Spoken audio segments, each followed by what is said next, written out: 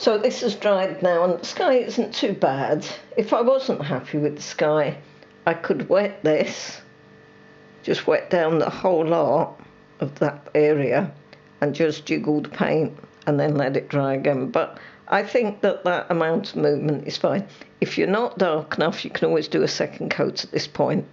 But mine's okay, so I'm going to go on to the next stage. And I'm going to start on this side with the dark silhouette. And I'm going to start with a fine brush, so I'm going to have a big brush available. So I can work with the fine brush at the top. You can spend more time doing all the jiggly bits. And then you go about 2 inches, and then you catch up with your paint here. This is burnt umber and ultramarine. Could have been very slightly darker, but that will do. And then we've got sort of an area with a tree, so I can make a little bit of detail for the tree.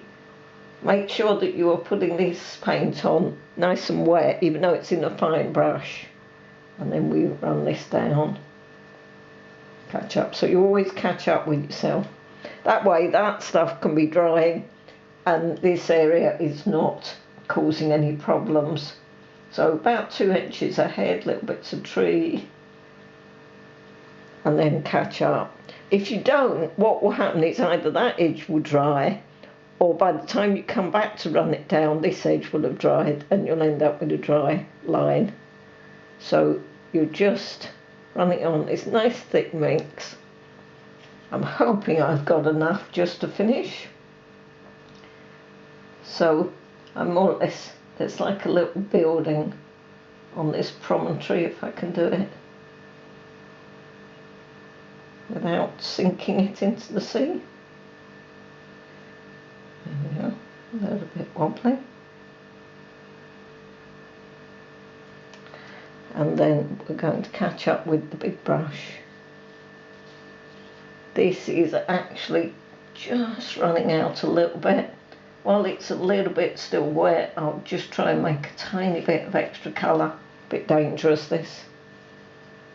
Run it along, catch it up. And then we've got a light, sorry, I'm at a very strange angle because of where the camera is. So we'll come in here, come in here.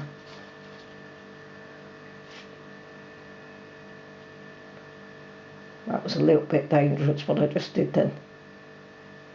And again, you can kind of see that this is drying out a little. And there is just this little bit of detail here.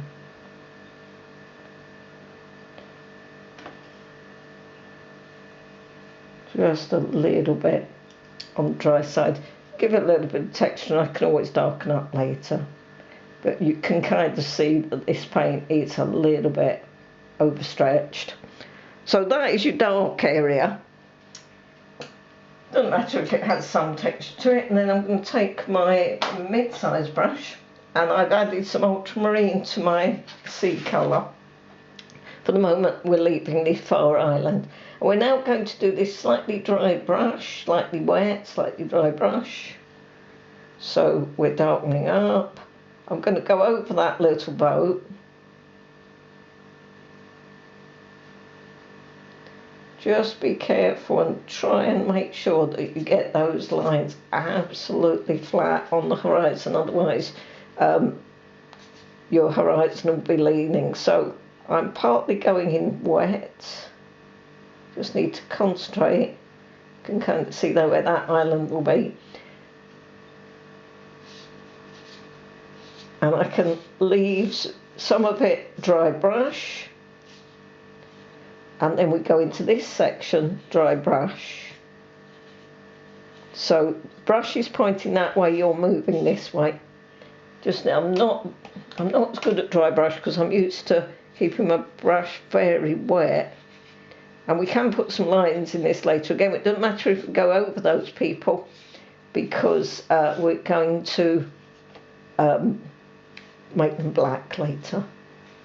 So again, mainly dark over here.